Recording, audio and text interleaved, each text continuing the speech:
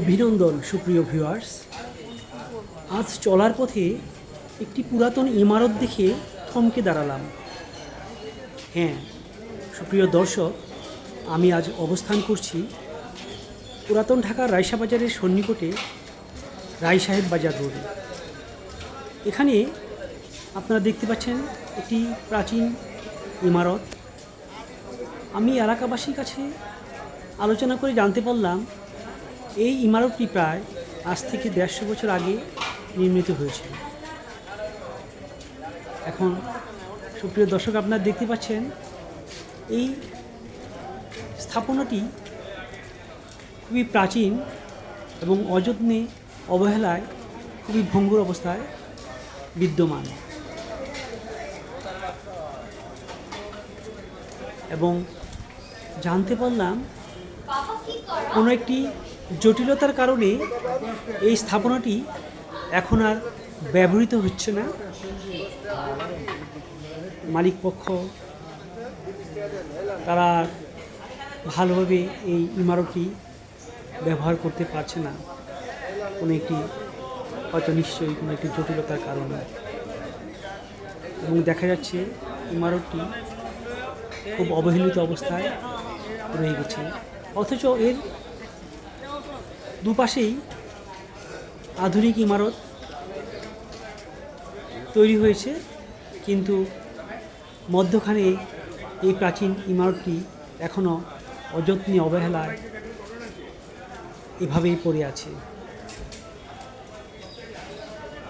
আমাদের দেশে পুরাতন ঢাকার অনেক ইমারতই এরকম প্রাচীন যাওয়া আসার পথের দৃষ্টিতে আসে। দেখুন কি নিখুঁত কারুকাজ করেছে এই ইমারতটির ভিতরের অংশে।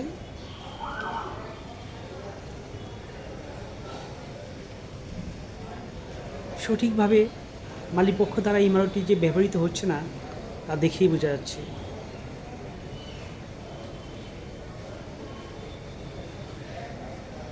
এরকম প্রাচীন ইমারত ঢাকা শহরে প্রচুর দেখা যায়। আসলে এগুলোর একটি অ্যান্টিক ভ্যালু রয়েছে,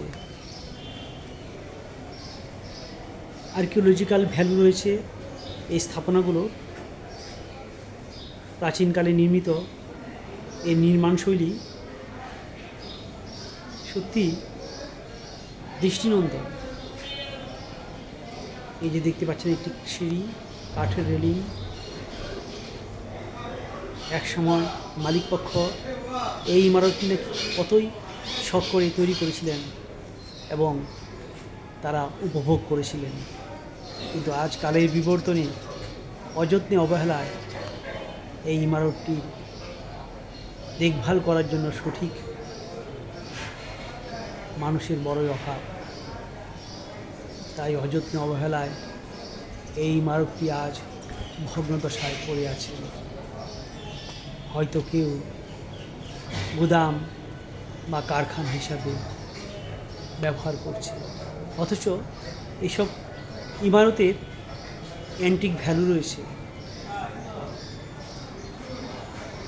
আর্কিওলজিক্যাল ভ্যালু যেমন রয়েছে, তেমনি দর্শনার্থীর জন্য একটি ঐতিহাসিক স্থাপনা এই ইমারতগুলো। ধন্যবাদ।